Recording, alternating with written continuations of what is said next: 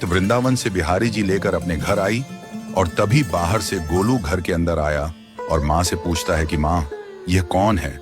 तो मैया ने बोला, ये भगवान हैं और ये ही हमारे मालिक हैं। अब तो घर में जब भी कोई नई चीज बनती तो सबसे पहले बिहारी जी को भोग लगता। पहले यह सब चीजें गोलू को सबसे पहले मिलती थीं। इससे गोलू बहुत छिड़ने लगा और मन ही मन ठाकुर जी को कोसने लगा। एक दिन गोलू की माँ काम पर जाते समय बोली, गोलू, यमुना जी से मटके में जल भर कर लाना। जब गोलू पानी भरने के लिए जाने लगा तो जाते जाते बिहारी जी को कहने लगा, खाने के लिए तो सबसे पहले तैयार रहते हो, लेकिन काम तो मुझे ही करना पड़ता है। अगर यहाँ रहना है तो काम करो। कहकर गोलू यमुना जी से जल भरने के लिए चल पड़ा। गोलू जब यमुना जी में जल भरने लगा तो उसने देखा कि यमुना जी के अंदर बिहारी जी विराजमान हैं और कह रहे हैं, ला गोलू, घड़ा हम भर देते हैं। गोलू उनको देखकर हैरान हो गया और बोला, नहीं नहीं, मैं अपने आप भर लूंगा। लेकिन ठाकुर जी ने उसके हाथ से घड़ा ले लिया और भरकर घर ले आए। गोलू घर आकर डर रहा था कि अगर माँ को पता लगा कि मैंने ठाकुर जी से काम करवाया है तो आज मेरी पक्की पिटाई होगी।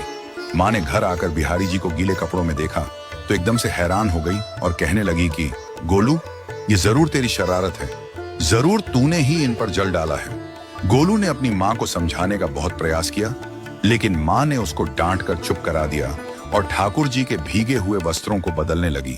अगले दिन जब माँ ने गोलू को अनाज पिसवाने का काम दिया तो बिहारी जी फिर अनाज का कनस्तर ले आए और माँ को ठाकुर जी के वस्त्रों के ऊपर सूखा आटा पड़ा मिला। तो माँ ने फिर गोलू को डांटा कि तुझे पता नहीं कि ये हमारे भगवान हैं और तू भगवान के साथ शरारत करता है। आज तूने फिर इनके ऊपर आटा फेंका है। तो गोलू शपथ लेकर कहने लगा, नहीं माँ, मैंने कोई शरारत नहीं करी है। ये तो मेरे हाथ से गेहूं का कनस्तर लेकर खुद पिसवा कर आए हैं। गोलू की माँ आज बहुत गुस्सा हुई।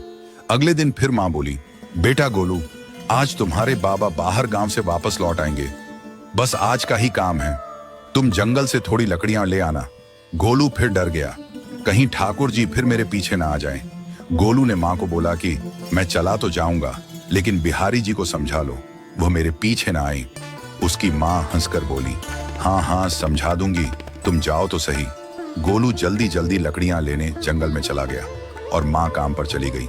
लेकिन उस दिन माँ काम से जल्दी वापस आ गई और देखा बिहारी जी अपनी चौकी पर विराजमान नहीं है।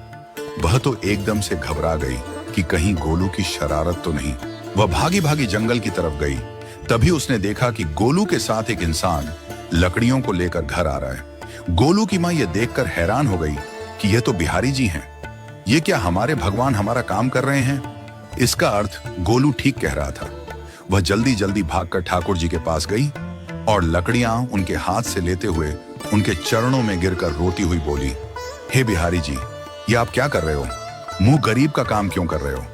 ठाकुर जी मुस्कुराते हुए बोले, हमें तो तेरे बेटे पर बहुत प्यार आता है। सब लोग हमें भगवान समझते हैं, लेकिन एक तेरा बेटा ही था जो हमको अपना मानता था।